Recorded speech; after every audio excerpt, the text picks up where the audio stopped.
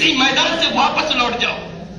صرف حضور کے 2 صحابی، کہاں 70 کی تعداد، کہاں 2 صحابی، اور یہ کہہ رہے اگر ہمت ہے تو تلوار سے جنگ کر لیں یا واپس لوٹ جاؤ.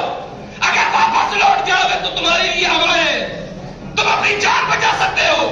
تاریخ یہ کہتی ہے کہ انہوں نے یہ مشورہ قبول کر لیا کہ ہم لڑنا نہیں چاہتے، ہم واپس جانا چاہتے ہیں. صحابہ نے کہا اگر واپس جانا چاہتے ہو تو جا سکتے ہو، جا سکتے ہو. جیسے ہی واپس لوٹے یہ دونوں صحابی حضور کی بارگاہ میں، دونوں حضور کی بارگاہ میں، جیسے ہی حضور کی بارگاہ میں آیا اللہ نے جبریل کو بھیجا اور جبریل نے کہا یا رسول اللہ یہ آپ کے دونوں صحابی وہ ہیں کہ فرشتے کے مجمع میں اللہ ان دونوں کا ذکر کر رہا ہے، ان دونوں صحابہ کا. تو طاقت اور پاور جو ملتی ہے یہ ایمان سے ملتی ہے، اور یہ طاقت، یہ پاور، یہ ہمت صحابہ کو ملی ہے، وہ رسول اللہ صلی اللہ علیہ وسلم کے در سے ملی ہے. تو جو اللہ اس کی رضا کے لیے قربان ہو گیا، سمجھ لو وہ دنیا اور آخرت میں کامیاب ہو گیا. رحمۃ اللہ تعالی وبرکاتہ. نحمده ونصلي على رسوله الكريم. اما بعد فاعوذ بالله من الشيطان الرجيم. بسم الله الرحمن الرحيم. حسبنا الله ونعم الوكيل. صدق الله العظيم. آپ آگاہ نہیں، اگلی سب بھرے، اگلی سب سے پہلے بھرے شاہ بھائی.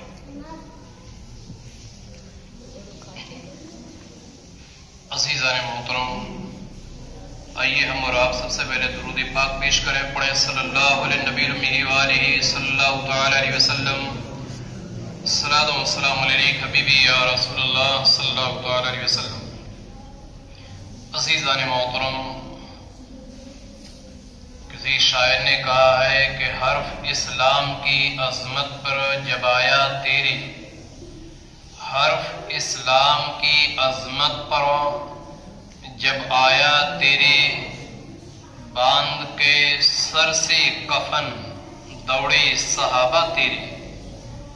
زور باز ہوئی نبوت تھا کہ تھرا گیا، گر گیا قدموں پر سرکار رکانا تیرے.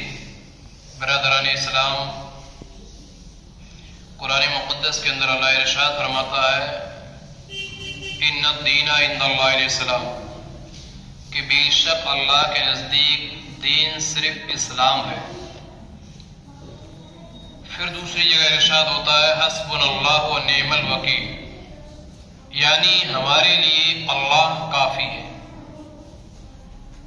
اور ونعم المولا و نعم النصیر، اور وہی بہترین صلہ دینے والا ہے، وہی سب سے اچھا مددگار ہے. ان اللہ علی کل شیء قدیر، وہ اللہ تبارک و تعالی ہر چیز پر قادر ہے. دنیا کے جس کونے پہ بھی چاہے وہ کسی کی مدد کر سکتا ہے، اللہ کو کوئی نہیں روک سکتا. اللہ کسی کے بس میں نہیں ہے، بلکہ ہر چیز اللہ کے بس میں ہے. عزیزان محترم، ایک جنگ ہوئی تھی جس جنگ کا نام تھا احد، اور جنگ احد جب ہوئی تو اس سے جب واپس لوگ جاتے ہیں، جنگ کر کے جب واپس جاتے ہیں تو ایک کفاران مکہ میں سے ایک صاحب تھے جن کا نام تھا سفیان بن خالد. جب یہ جنگ احد سے واپس ہو رہا تھا تو اس نے مسلمانوں سے کہا تھا، یعنی اسی سفیان بن خالد نے مسلمانوں سے کہا کہ ایک بدر تو ہوئی تھی جس میں تم نے ہمارے باپ داداؤں کو مارا تھا، جس میں تم نے ہمیں شکست دی تھی، لیکن یاد رکھنا اب دوسری بدر بھی ہوگی، بدر بھی ہوگی، دوسری لڑائی بھی ہوگی جس میں ہم تمہیں شکست دیں گے. عزیزان محترم، اس نے یہ کہہ تو دیا، لیکن جب اس جنگ کا وقت قریب آیا، جب اس کا زمانہ قریب آیا جس کا یہ وعدہ کر کے آیا تھا کہ ہم جنگ بدر دوبارہ کریں گے، تو اب یہ ڈرنے لگا کہ اب ان مسلمانوں سے جنگ کیسے کی جائے، ان کو روکا کیسے جائے، اس کو کنٹرول کیسے کریں گے. کیونکہ جب 313 تھے ہم ہزاروں کی تعداد میں تھے. جب ہم ہزاروں کی تعداد میں رہ کر 313 کو نہ روک سکے، آج تو وہ اتنے ہیں تو آج ہم کیسے انہیں روک سکیں گے. عزیزان محترم، تو اس کے دل پر خوف پیدا ہو گیا، اور خوف پیدا ہو گیا تو اس نے اب کیا کیا، بولے اب جنگ میں تو جا نہیں سکتے کیونکہ اگر جنگ میں گئے تو مارے جائیں گے، قتل کیے جائیں گے. تو اس نے سوچا، بولے کہ ایک صاحب کو بھیجا جائے مدینہ. اور اس نے ایک صاحب کو بھیجا تھا جس کا نام تھا نعیم بن مسعود. اسی سفیان بن خالد اس نے بھیجا اس کو کہ جاؤ تم مدینے میں جاؤ اور حضور کے صحابہ سے یہ کہہ دینا کہ تم جنگ سے پیچھے ہٹ جاؤ. سفیان بہت بڑی فوج لے کر آ رہا ہے، جو تمہیں قتل کر دے گی، جو تمہیں نیست و نابود کر دے گی. اے مسلمانوں، اگر اپنی جان بچانا چاہتے ہو تو میدان میں ہرگز مت آنا. جب ابو سفیان کے بھیجا ہوا ایک نمائندہ نعیم بن مسعود نے یہ کہا مسلمانوں سے، تو مسلمانوں نے، صحابہ نے جواب دیا کہ حسبنا اللہ و نعم الوکیل، کہ اے نعیم تو ہمیں کہتا کہ ہم جنگ سے ڈر گئے، ہم جنگ سے پھر جائیں گے، اپنی جان چھڑا لیں گے. ہم دنیا کی پرواہ نہیں کرتے، ہم تو وہ لوگ ہیں، ہم وہ ہیں جو صرف اور صرف اپنے رب کی ذات پر بھروسہ کرتے ہیں. اور ہمارے لیے حسبنا اللہ و نعم الوکیل، ہمارے لیے تو ہمارا اللہ کافی ہے. عزیزان محترم، جب یہ معاملہ اسے بتایا ہے، یہ گیا، کہاں گیا؟ لوٹ کے گیا کہ اے سفیان، ہوش کی عقل ہے اور جان بچانا چاہتا ہے تو دوسری بدر کا نام مت لینا، ورنہ میدان تو ہوگا لیکن میدان کے اندر سفیان بن خالد تو نہیں ہوگا. تیرا جسم تو ہوگا جسم پر، لیکن تیرے گردن نہیں ہوگی. کہ تم اتنے لرز کیوں رہے ہو؟ بولے اس لیے لرز رہا ہوں کہ جس قوم کے پاس تو نے مجھے بھیجا ہے، اے مسلمانوں کی قوم وہ ہے جو کسی دنیا دار سے نہیں ڈرتی ہے. جو سفیان بن خالد تجھ سے کیا تیرے باپ سے ڈرنے والی نہیں ہے. اے مسلمان قوم وہ ہے جو صرف اور صرف اپنے رب سے ڈرتی ہے. دنیا کی کوئی طاقت ایسی نہیں ہے جو مسلمانوں کو ڈرا سکے. دنیا کے اندر کوئی ایسا شخص نہیں ہے جو اسلام کو نیست و نابود کر سکے. دنیا کے اندر کوئی پاور، کوئی طاقت ایسی نہیں ہے جو مسلمانوں کے حوصلے کو روک سکے یا مسلمانوں کے حوصلے کو پست کر سکے. تو سفیان بن خالد نے کہا آخرکار ایسا کیوں کہہ رہے ہو؟ بولے میں نے تجربہ کر لیا ان لوگوں کے پاس جا کر کہ جب میں نے ڈرایا ہے تو اس قوم نے ایک جواب دے دیا ہے کہ اے شخص، ہم صرف اور صرف اپنے رب سے ڈرتے ہیں. اور میں نے تجربہ کر لیا ہے کہ مسلمان قوم وہ ہے جو کسی دنیا دار سے نہیں ڈرتی. اگر یہ قوم ڈرتی ہے تو صرف اور صرف اپنے پروردگار سے ڈرتی ہے. جب نعیم بن مسعود نے ابو سفیان بن خالد کو یہ باتیں بتائی، اس کے دل میں اور بھی خوف پیدا ہو گیا، اور بھی ڈر گیا. وہ جب ڈرا ہے تو میدان تک نہیں پہنچ سکا. جب ڈر گیا تو میدان میں نہیں گیا.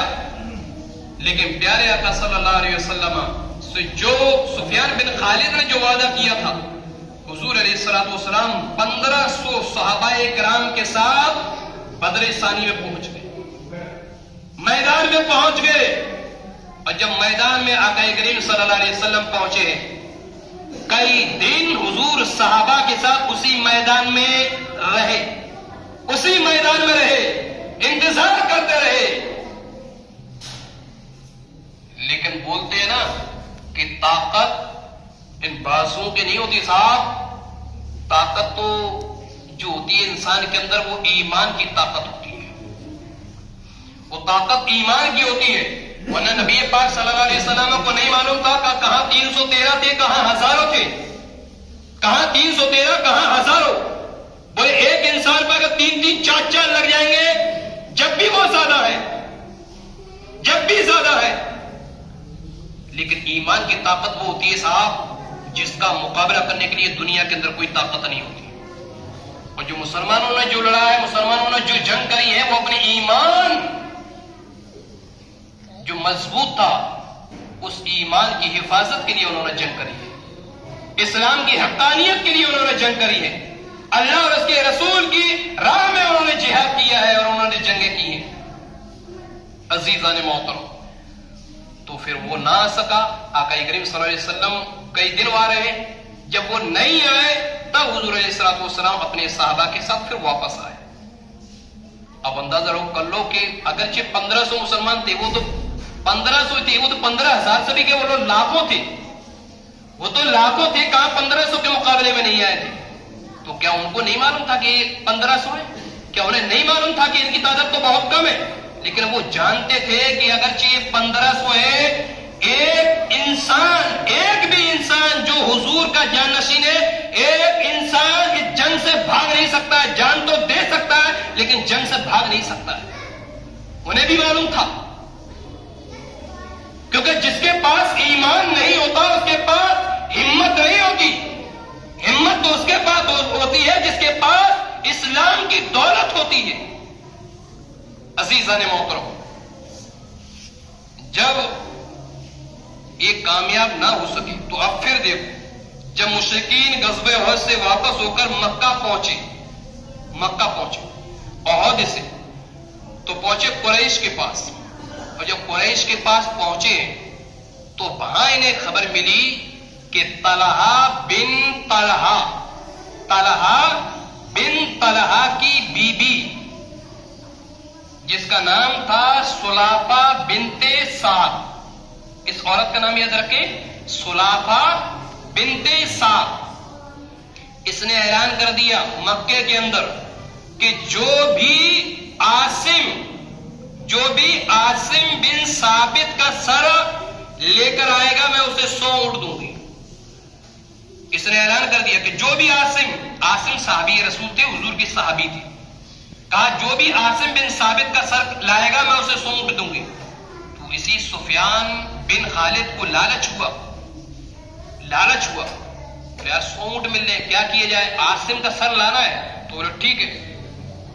تو اس نے کیا کیا، 7 لوگوں کو قبیلے سے بھیجے، 7 لوگوں کو. اور کہاں بھیجے؟ بولے جاؤ پہلے تم رسول اللہ صلی اللہ علیہ وسلم کے پاس مدینے جاؤ، اور مدینے میں حضور سے یہ کہنا کہ اپنا اسلام ظاہر کرنا کہ ہم مسلمان ہیں، اپنا اسلام ظاہر کرنا، اپنی ہمدردی دکھانا، اور حضور سے یہ کہنا کہ اپنے کچھ آدمی ہمارے یہاں بھیج دو تاکہ وہ ہمیں قرآن مجید کی تعلیم دے سکے، ہمیں پڑھا سکے. اور خاص طور پر عاصم بن ثابت کو ضرور بھیجیں. عزیزان محترم، حضور علیہ الصلوۃ والسلام نے 10 صحابہ کرام کو تیار کیا اور ان کا سردار حضرت عاصم بن ثابت کو بنا دیا. بولے اب تم جاؤ اور وہاں دین کی تبلیغ کرو، وہاں قرآن مجید کی تعلیم دو. یہ 10 صحابہ کرام گئے اور وہ لوگ اور زیادہ ہو گئے، یہاں تک کہ 70 ہو گئے. جب 70 ان کے ساتھ مل کے گئے، چلتے رہے، 10 صحابہ 70 ہی چلتے رہے. بالآخر ایک مقام پر پہنچ گئے جس کا نام تھا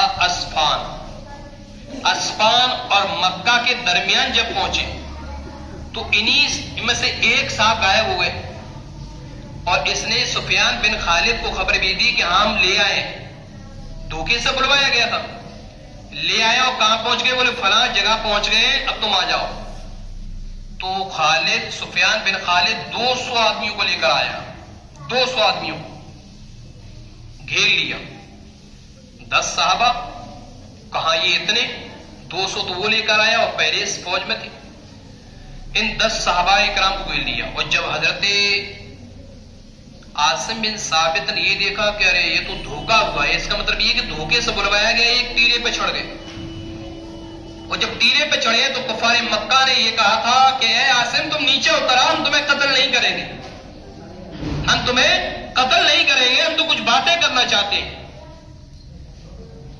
تو حضرت عاصم بن ثابت نے یہ کہا اگر تم باتیں کرنا چاہتے ہو تو بتاؤ کیا بات کرنا چاہتے ہو؟ کہا تم جس مذہب کو اس مذہب کو چھوڑ دو۔ حضرت عاصم نے کہا وہ تو ہم سے نہیں ہو پائے گا، کہ اگر نہیں ہو پائے گا تو جنگ کے لیے تیار ہو جاؤ۔ حضرت عاصم نے کہا اگر جنگ کے لیے تیار ہو رہا ہے تو اس کے لیے تو میں تیار ہوں، لیکن اگر تم یہ کہو مذہب اسلام کے دامن کو چھوڑ دو تو وہ ہرگز نہیں ہو پائے گا۔ پھر آخر جنگ شروع ہوئی، اور جب جنگ شروع ہوتی ہے تو حضرت عاصم رضی اللہ تعالیٰ عنہ اس میں شہید ہو جاتے ہیں۔ 6 صحابہ کرام شہید ہو گئے۔ جب 6 صحابہ کرام شہید ہو گئے اور ان میں سے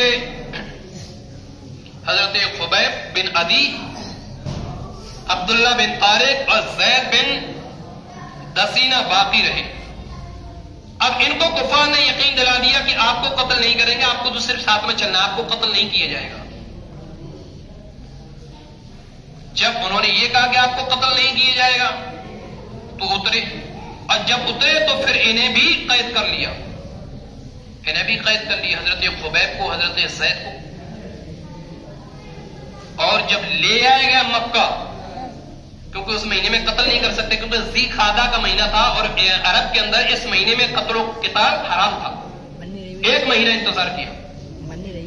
تو حضرت خبیب کو حارث بن عامر نے خرید لیا 100 اونٹوں کے بدلے، یعنی سفیان بن خالد سے حضرت خبیب کو خرید لیا۔ کس نے خریدا؟ حارث بن عامر نے، کیونکہ حضرت خبیب نے اسی حارث کے باپ کو قتل کیا تھا، تو اس نے 100 اونٹ دے دیے، کہ اس کو مجھے دے دو، اس خبیب کو تو میں قتل کروں گا۔ اور حضرت زید کو صفوان بن امیہ نے لے لیا، کیونکہ حضرت زید نے اسی صفوان بن امیہ کے باپ کو قتل کیا تھا، تو 50 اونٹ کے بدلے ان کو خرید لیا۔ جب ان کو خرید لیا اور ان کو اب قید کر دیا کیونکہ اس مہینے میں قتل نہیں کر سکتا۔ اب جب قید کر دیا ہے تو حضرت خبیب رضی اللہ تعالیٰ نے پاکی حاصل کرنے کے لیے اس طرح منگوایا، کس سے؟ اسی سے، حارث کے بیٹے سے اس طرح منگوایا، چھوٹا سا لڑکا تھا، اب صفائی کرنی تھی کہ دن بہت زیادہ ہو گئے، تو بولے بیٹے اس طرح لے آؤ۔ اب اس طرح لے آیا، اب تو وہ اندر چلا گیا، تو حضرت خبیب نے اس کو اپنے زانوں پہ بٹھا لیا، اپنی جان پہ بٹھا لیا، بچے کو کھلانے لگے۔ اور جب بچے کو اسی حارث کی بیوی نے دیکھا، ارے یہ تو خبیب کی گود میں ہمارا بچہ پہنچ گیا، کہیں ایسا نہ ہو کہ ہمارے بچے کو قتل کر دے، حضرت خبیب نے کہا کہ اے حارث کی بیوی، تجھے ڈرنے کی ضرورت نہیں ہے، میں اس بچے کو کوئی نقصان نہیں پہنچاؤں گا، کیونکہ میں وہ نہیں ہوں جس نقش قدم پر تیرا آدمی چل رہا ہے، میں وہ نہیں ہوں، میں تو وہ ہوں جو رسول اللہ کے نقش قدم پر چل رہا ہوں۔ اور میرے نبی نے کہا ہے کہ کبھی بھی کسی بچے کو قتل مت کرنا، تم اگرچہ مجھے قتل کر دینا لیکن میں تمہارے بچے کو کوئی نقصان نہیں پہنچاؤں گا۔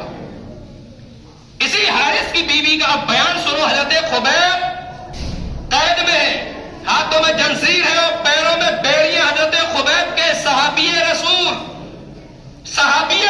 حضرت خبیب اور قید میں ہے، بند ہے، جالیوں میں ہے، اور حارث کی بیوی یہ کہتی ہے کہ میں نے اسی قید میں حضرت خبیب کو انگور کھاتے ہوئے دیکھا ہے، اور ایسے موسم میں کھاتے ہوئے دیکھا جبکہ عرب میں یہ پھل دستیاب ہی نہیں تھا ایسے موسم میں۔ تو کیا مطلب یہ ہے کہ اللہ جہاں جس کو چاہے کھلا بھی سکتا ہے اور پلا بھی سکتا ہے۔ صابر پاک حضرت علاؤدین صابر پاک کلیاں ایک پیر پر 12 سال تک کھڑے رہے، اپنے رب کی عبادت کرتے رہے، 12 سال تک ایک پیر پر کھڑے رہے، اللہ کی عبادت کرتے رہے، اس کا ذکر کرتے رہے، اس کا ورد کرتے رہے، لیکن آج تک کی تاریخ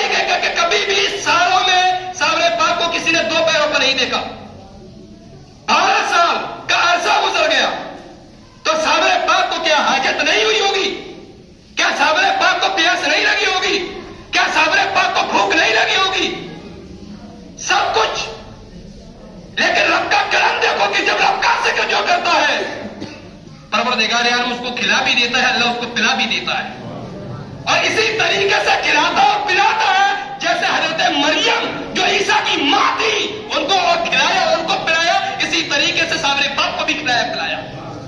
قرآن کے اندر ہے کلی وشربی، سورہ مریم 16واں پارہ، کہ جو چاہو کھاؤ اور جو چاہو پیو۔